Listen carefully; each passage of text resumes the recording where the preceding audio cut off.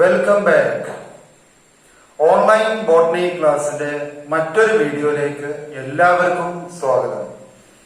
So in the last class we will complete negative interactions like competition, predation and commensalism. Today we will discuss another type of negative interaction, parasitism. നോക്കാം. Interaction between two different species in which parasites derive food from host organisms.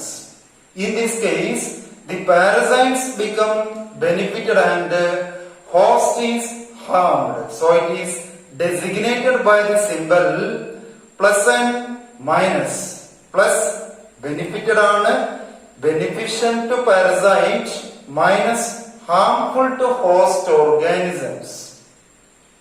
So it is designated by the symbol plus and minus. നമുക്കറിയുന്ന വളരെ common ആയിട്ടുള്ളൊരു interaction ആണ്.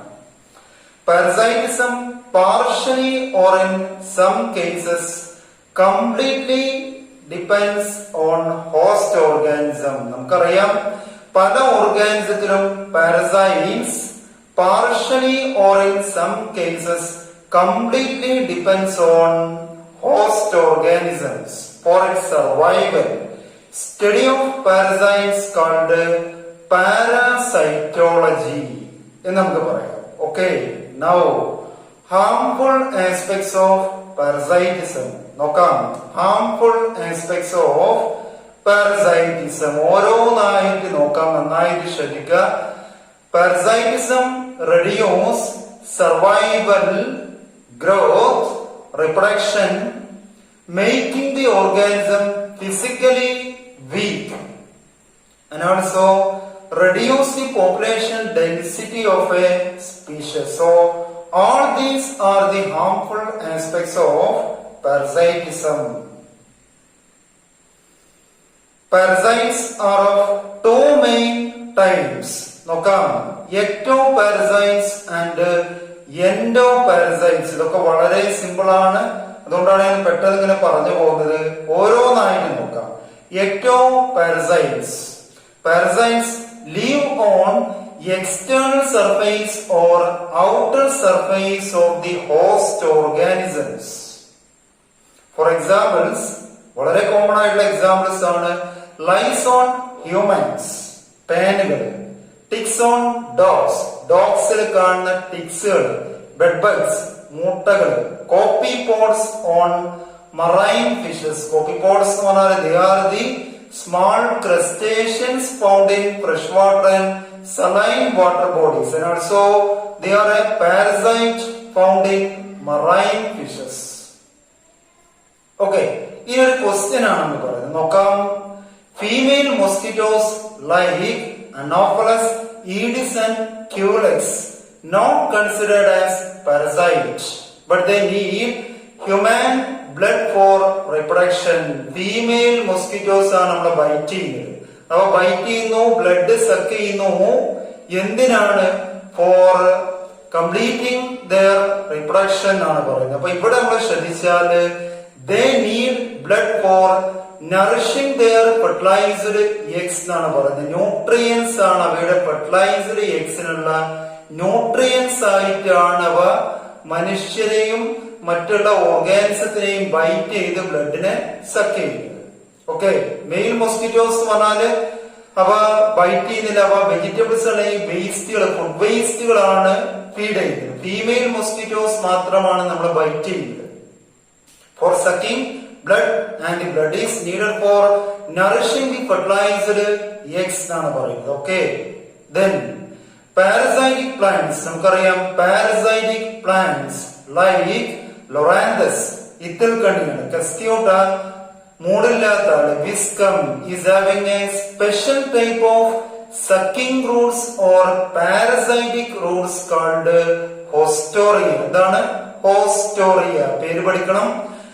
And hostoria penetrate to the host plant and connect to the vascular tissues like xylem and phloem for the absorption of water and nutrients from the host plant. ഈ പ്ലാന്റ്സുകൾ കാണുന്ന sucking root ആണ് പോസ്റ്റോറി. അവ direct ആയിട്ട് പ്ലാന്റിലേക്ക് penetrate ചെയ്യുന്നു. അതിനുശേഷം vascular bundles ആയ സൈലവും ഫ്ലോയവുമായിട്ട് ഈ root അതിലേക്ക് പ്രവേശിച്ച് വാട്ടറിനെയും ന്യൂട്രിയൻസിനെയും ഡയറക്റ്റ് ആയിട്ട് അബ്സോർബ് ചെയ്യണം. അതുകൊണ്ട് തന്നെയാണ് നമുക്ക് കാണാം ഇത്തരത്തിലുള്ള ഹോസ്റ്റ് പ്ലാന്റ്സുകൾ വളരെ പെട്ടെന്ന് ഡ്രൈ ആയി പോകുന്നു, ഉണങ്ങി പോകുന്ന ഒരു അവസ്ഥ നമുക്ക് കാണാം. അത്രയും അഡ്വേഴ്സ് ഇഫക്റ്റ് ഈ പാരസൈറ്റിക് പ്ലാന്റ്സുകൾ മുഖാന്തരം ഹോസ്റ്റ് പ്ലാന്റ്സ് നമുക്ക് കാണാൻ പറ്റും. അപ്പൊ ഇതൊക്കെ പാരസൈറ്റിക് പ്ലാന്റ്സുകളാണ്, ഹാവിംഗ് എ സ്പെഷ്യൽ റോൾ പോസ്റ്റോറിയ. ഓക്കെ, ദെൻ എൻഡോപാരസൈറ്റ്സ് നോക്കാം. Parasites live inside the body of host organisms at different sites like liver, kidney, stomach, lungs and RBC. ഈ ഭാഗങ്ങളൊക്കെ കാണുന്ന ഇന്റേണൽ പാരസൈറ്റ്സുകളാണ് എൻഡോപാരസൈറ്റ്സുകൾ. ഫോർ എക്സാമ്പിൾസ് നോക്കാം. ഫംഗസുകൾ, rust fungus, powdery mildew fungus ആണ്, പാത്തോജനിക് ഓർഗാനിസം ആണ്. ബാക്ടീരിയ ക്ലിയർലി പാത്തോജൻസ് ആണ്. Then roundworm, tapeworms, malarial parasite Plasmodium vivax, malaria causing organism ആണ്, പാരസൈറ്റ് ആണ്. So all these are endoparasites or internal parasites live inside the body of host organisms. Okay, clear? Now broad parasitism. Broad parasitism are very common in birds. Certain birds lay eggs in the nest of other birds for incubation, hatching and rearing of young ones. For example, നമുക്കറിയുന്നൊരു common example ആണ് cuckoo birds lay eggs in crow nest. An interesting feature is cuckoo eggs are very similar to crow eggs. So crow do not recognize the foreign eggs and it become incubated and young ones are formed. So it is a special type of parasitism found in birds. Broad parasitism. Example ശ്രദ്ധിക്കുക. നമുക്കറിയുന്നതാണ് cuckoo birds lay eggs in crow nest. Okay, now we will pass on to the second type of interspecific interaction. നോക്കാം. beneficial interaction. ഒന്നാമത് detrimental interaction ആണെന്ന് പറഞ്ഞു. രണ്ടാമതാണ് beneficial interaction. നോക്കാം. Interaction in which at least one species is benefited, one species is benefited and other is not harmed. Not harmed. Beneficial, harmed അല്ല, harmful aspects ഇല്ല. അപ്പൊ അതുകൊണ്ട് തന്നെ ബെനിഫിറ്റ് വരാം, അതല്ലേ ന്യൂട്രൽ ആവാം. ഇപ്പൊ ഒന്ന് ബെനിഫിറ്റഡ് ആണ് പ്ലസ് രണ്ടാമത് ബെനിഫിറ്റഡ് ആവാം പ്ലസ് അതല്ലെങ്കിൽ സീറോ ന്യൂട്രൽ ഇന്ററാക്ഷൻ ആവാം. ഇത്തരത്തിലുള്ള കേസിനാണ് നമ്മള് ബെനിഫിഷ്യൽ ഇന്ററാക്ഷൻ എന്ന് പറയുന്നത്. And it is of two main types. നോക്കാം. Mutualism and commensalism. ഓരോന്നായിട്ട് നോക്കാം. മ്യൂച്വലിസം നമുക്കറിയുന്നതാണ്. Symbiosis, association between two organisms in which both of them are equally benefited. Living together or functional association ഒക്കെ നമുക്ക് അതിന് പറയാം. Mutualism, symbiosis. എക്സാമ്പിൾസ് നോക്കാം. ഓരോന്നായിട്ട് ശ്രദ്ധിക്കാം. ലൈക്കൻസ് നമുക്കറിയുന്നതാണ്. Association of algae and fungus. Algal partner is called എന്താണ്? Phycobiont. Fungal partner is called mycobiome. So here algae prepare food to fungus by photosynthesis and given to fungus, and fungus provide shelter or protection to algae. Algae photosynthetic ആണ്, അത് food prepare ചെയ്യുന്നു photosynthesis വഴി, and it is given to fungus and fungus provide protection or shelter to algae. So it is a functional association between algae and fungus. Clear? Yes, രണ്ടാമത് നോക്കാം. Mycorrhiza. നിങ്ങൾ first ഇയറിൽ പഠിച്ചതാണ്. Association between fungus with roots of higher plants. Pinus റൂട്ടുകൾക്ക് ഫംഗസുമായുള്ള association ആണ് നമ്മള് mycorrhizal association. So here fungus absorb mineral nutrients from the soil. അതിന്റെ ഹൈഫകള് absorb mineral nutrients from the soil and given to the roots, and root provide prepared food to fungus. So here also is a functional association between fungus and pinus root called mycorrhizal roots. മൂന്നാമത് നോക്കാം. plant pollinator interactions. In nature we can see a close relationship between plant and pollinators. നമുക്കറിയാം pollinators helpful for pollination, but at the same time plants provide floral rewards like pollen, nectar to the pollinators. So we can see a tight one-to-one relationship between plant and pollinators. വളരെ common ആയിട്ടുള്ള ഒരു interaction ആയിട്ട് നമുക്ക് പറയാം. Examples നോക്കാം. ഒന്നാമത്തെ example ശ്രദ്ധിക്കാം. Ficus and wasp interaction. Example ശ്രദ്ധിക്കണം. നോക്കാം. Ficus is having a special type of inflorescence called hypanthodium. Hypanthodium inflorescence നോക്കാം. Inflorescence hypendodium is having an ostiole opening at the tip portion, ostiole, and also the inflorescence is having male and female flowers. Pollinator wasp, blastophaga. Wasp kadunnaലാണ്, species ആണ്. Blastophaga enter into the hypendodium through the ostiole or opening at the tip portion. ആ tip portion ഉള്ള ostiole വഴി ഈ wasp ഉള്ളിലേക്ക് വരും. എന്തിനാണ്? For feeding pollen and nectar, and also searching for a suitable egg-laying site. Eggs are laid on the female flower. Eggs become germinated and larva comes out and feeding developing seeds. അതിനോടേക്ക് വാസ്പ് വരുന്നു. ആ വാസ്പ് female ഫ്ലവറിലാണ് egg ലേ ചെയ്യുന്നത്. ആ egg germinate ചെയ്യുന്നു and larva comes out from the flower and feeding developing seeds. So here we can see the wasp can complete its life cycle. ശ്രദ്ധിക്കണം. Wasp can complete its life cycle only by the interaction of ficus, but at the same time the ficus become pollinated by the particular wasp species Blastophaga. Wasp അതിന്റെ life cycle complete ചെയ്യാൻ ഫൈക്കസിന്റെ inflorescence സഹായിക്കുന്നു. അതോടൊപ്പം തന്നെ ഈ വാസ്പുകളാണ് ഇൻഫ്ലോറസൻസിൽ pollination നടത്തുന്നത്. So it is A very very clear example for mutual relationship between ficus and wasp species. Okay. Then രണ്ടാമത് നോക്കാം. Orchids and bee interaction. Ophrys or ophides is a Mediterranean orchid. It performs a special process called sexual desert. എന്താണ് sexual desert? ലൈംഗിക കാപട്യം എന്ന് പറയാം. എന്താണത്? So here one of the tepal of orchids. ഓർക്കിഡ്സുകളുടെ ഇതളുകൾക്ക് ടെപ്പൽസ് എന്നാണ് പറയുന്നത്. കാലിക്സോ അല്ല കൊറോഡ അല്ലാത്ത ഭാഗത്തിനാണ് നമ്മൾ എന്ത് പറയാം?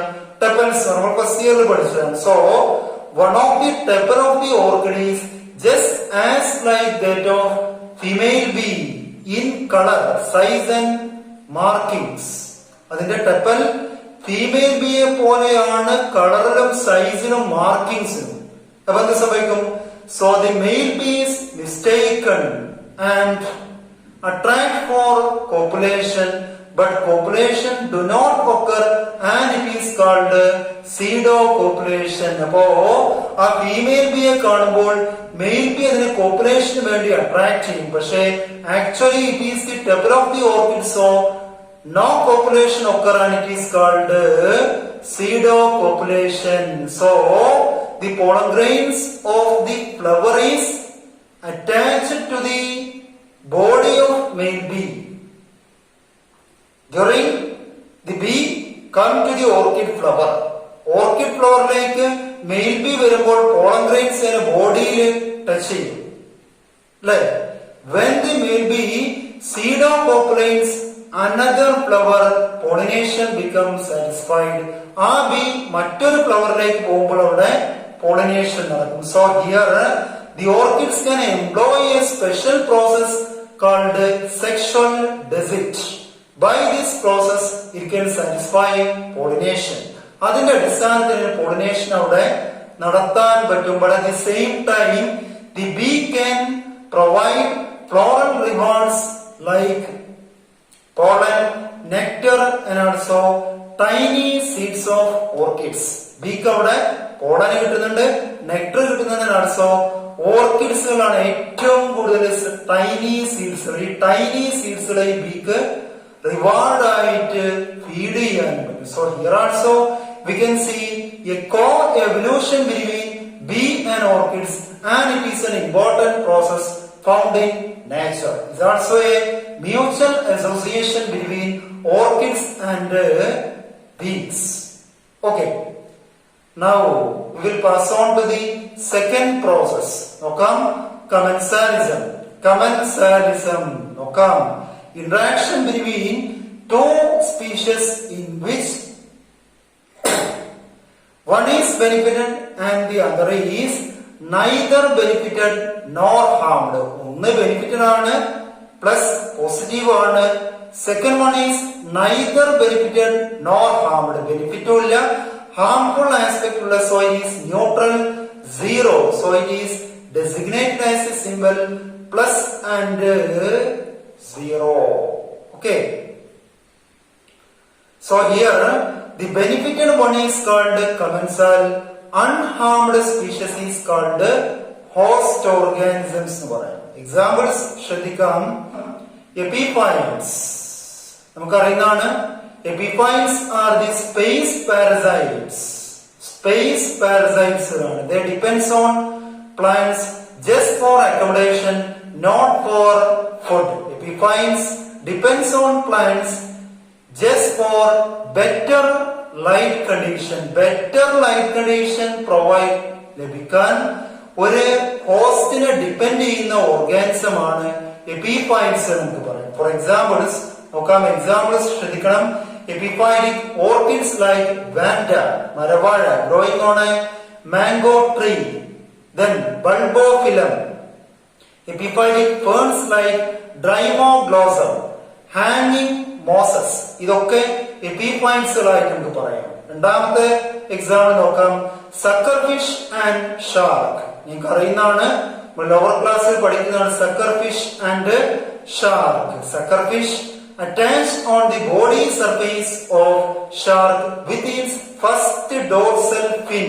ഇവിടെ നമുക്കറിയാം dorsal fin is modified into a hold fast sucker or attaching structure and it is attached on the body of the shark. So the fish can move distant places and also get better feeding and also protection from predators. So here fish is benefited, shark is neither benefited nor harmed. Plus beneficial to fish, 0 to shark. Clear? Yes. അടുത്ത നോക്കാം.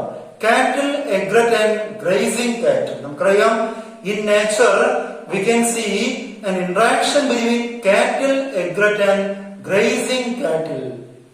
പുൽമേടുകളിൽ മേയുന്ന കാലികളുടെ മുകളിൽ വന്നിരിക്കുന്ന കൊറ്റികൾ, ഇവ move ചെയ്യുന്ന സമയത്ത് എന്ത് വരും?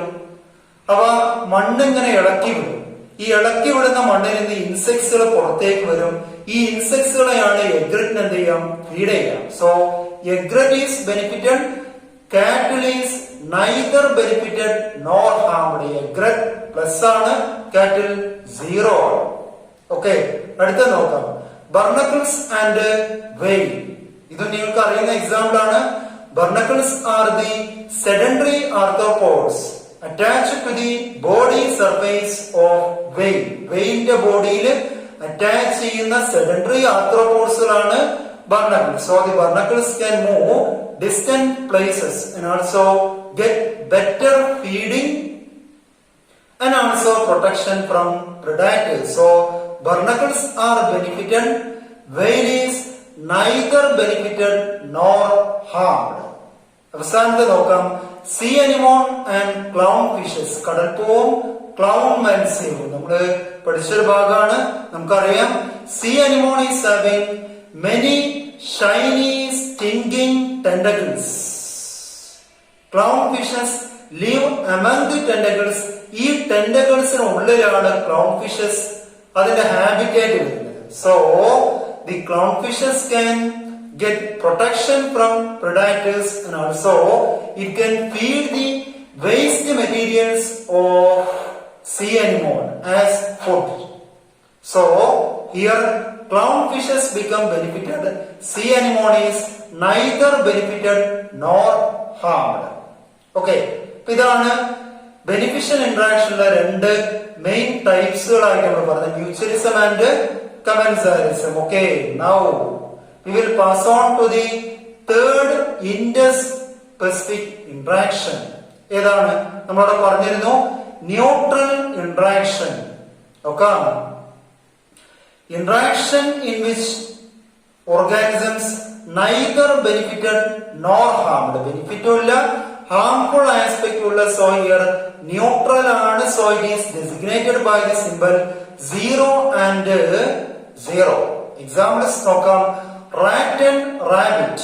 Rat and rabbit living in a grassland without competing each other. നമ്മൾ കാണുന്നതാണ് ഒരു ഗ്രാസ് ലാൻഡില് റാറ്റും റാബിറ്റും ആ ഒരു ഹാബിറ്റേറ്റില് ഒരു വിധത്തിലുള്ള കോമ്പറ്റീഷൻ ഇല്ലാതെ ജീവിച്ചു പോകുന്നു, അല്ലേ? Then fruit-eating birds and insect-eating birds are found on a same tree, do not compete with each other. ഒരു ട്രീയില് ഫ്രൂട്ട് ഈറ്റിംഗ് ബേർഡ്സ് ഉണ്ടാവും, ഇൻസെക്ട് ഈറ്റിംഗ് ബേർഡ്സ് ഉണ്ടാവും, but they do not compete with each other. So here both the species are neutral, designated by the symbol 0 and 0. Okay, now we will discuss. നിങ്ങളുടെ ടെക്സ്റ്റിലുള്ള ഒരു ഭാഗമാണ്, നോക്കണം. Page number 223, table 13.1. അവിടെ ഒരു table നിങ്ങൾക്ക് കാണാം. Interaction table ആണ്, പലപ്പോഴും ക്വസ്റ്റ്യൻ ആയിട്ട് വരുന്നതാണ്. അതിൽ ആ സിംബൽസുകളാണ് നിങ്ങൾ ശ്രദ്ധിക്കേണ്ടത്. നോക്കാം. ആദ്യത്തെ കോളത്തിൽ species A, species B types of interaction. ഞാൻ അതിന്റെ കണ്ടിന്യൂഷൻ എന്നല്ല പറയുന്നത്, ഓരോന്നായിട്ട് പറയാം. നോക്കാം. അതില് പാരസൈറ്റിസ് എന്ന് പറഞ്ഞാൽ പ്ലസ് ആൻഡ് മൈനസ്. പാരസൈറ്റിന് പ്ലസ് ആണ്, ഹോസ്റ്റിന് മൈനസ് ആണ്. പ്രിഡേഷൻ എന്ന് പറഞ്ഞാല് പ്ലസ് ആൻഡ് മൈനസ്. പ്രിഡേറ്റർക്ക് പ്ലസ് ആണ്, പ്രേക്ക് മൈനസ് ആണ്. കോമ്പറ്റീഷൻ രണ്ട് ഓർഗാനിസിനും ഹാർംഫുൾ ആണ്. So it is minus and minus. Mutualism എന്ന് പറഞ്ഞാല് രണ്ട് ഓർഗാനിസിനും പ്ലസ് ആണ്, ബെനിഫിഷ്യൽ ആണ്. So it is plus and plus. Then commensalism എന്ന് പറഞ്ഞാല് ഒരു ഓർഗാനിസിന്റെ ബെനിഫിറ്റ് ആണ്, പ്ലസ് ആണ്. രണ്ടാമത്തെ സ്പീഷ്യസ് ന്യൂട്രൽ ആണ്, 0. So it is plus and 0. Finally amensalism ഒരു സ്പീഷ്യസിന് എന്താണ്? ഹാർംഫുൾ ആണ്. രണ്ടാമത്തെ സ്പീഷ്യസിന് ന്യൂട്രൽ ആണ്. ആ ഓർഗാനിസം സെക്രീറ്റ് ചെയ്യുന്ന സബ്സ്റ്റൻസിന്റെ അടിസ്ഥാനത്തിൽ രണ്ടാമത്തെ സ്പീഷ്യസ് അവിടെ ഡെസ്ട്രോയ് ചെയ്യപ്പെടുകയാണ്. അപ്പം ഫസ്റ്റ് സ്പീഷ്യസിന് അവിടെ എന്താണ്? ഏതാണോ സെക്രീറ്റ് ചെയ്യുന്നത് അതിന് 0 ആണ്. അത് അഫക്ട് ചെയ്യുന്ന ഓർഗാനിസിന് മൈനസ് ആണ്. മൈനസ് ആൻഡ് 0 എന്ന് പറയും. അപ്പൊ ആ സിംബൽസ് നിങ്ങൾ ഓരോ ഇന്ററാക്ഷനും കറസ്പോണ്ടിങ് ആയിട്ട് പഠിക്കണം. അപ്പൊ ഇത്രയാണ് നമ്മൾ ഇന്നത്തെ ക്ലാസ്സിൽ എടുക്കുന്നത്. ഈ ചാപ്റ്റർ കഴിഞ്ഞു. നിങ്ങൾ നന്നായിട്ട് പഠിക്കാം. അപ്പൊ ആ ഭാഗങ്ങളൊക്കെ വായിക്കണം. നിങ്ങൾ ടെക്സ്റ്റ് വെച്ച് വായിക്കണം. എന്നിട്ട് നിങ്ങൾ നോട്ട്സ് എഴുതണം. ഇപ്പോ സ്ക്രീനിൽ വരുന്ന ഭാഗങ്ങൾ വളരെ പ്രിസൈസ് ആണ്. അപ്പൊ നിങ്ങൾ ടെക്സ്റ്റ് വെച്ചതിന് ശേഷം ഈ ഭാഗം നോട്ട്സ് എഴുതുക. എല്ലാവരും എഴുതി അയക്കണം. പ്രത്യേകിച്ച് ചില ആൾക്കാര് മിസ്സാകുന്നുണ്ട്. അത്തരത്തിൽ മിസ്സാകുന്ന ആൾക്കാരെ നമ്മൾ വിളിക്കും. അവർക്ക് ഒരു റീസണോ ഇല്ലെങ്കിൽ നമ്മുടെ ഗ്രൂപ്പിൽ നിന്ന് ഡിലീറ്റ് ചെയ്യുന്നത് ഒരു സംശയമായി വേണ്ട. നമ്മൾ ഇത്രയും റിസ്ക് എടുക്കുന്നുണ്ട്, എന്നിട്ട് നിങ്ങൾ അത് ചെയ്യുന്നില്ല എന്ന് പറഞ്ഞാൽ വളരെ മോശമായിട്ടുള്ള പരിപാടിയാണ്. ഓക്കെ, അപ്പോ ഈ ചാപ്റ്റർ കഴിഞ്ഞു. അടുത്ത ആഴ്ച നമ്മൾ ഈ ഒരു ചാപ്റ്ററിനെ ബേസ് ചെയ്തുള്ള ഒരു എക്സാം നടത്തും. അതിനു മുമ്പ് നിങ്ങൾക്ക് ഈ ചാപ്റ്ററിന്റെ മുഴുവൻ നോട്ട്സും ഈ ആഴ്ചയിൽ നമ്മൾ സെൻഡ് ചെയ്തിരുന്നതാണ്. Okay, thanks for watching. Thank U.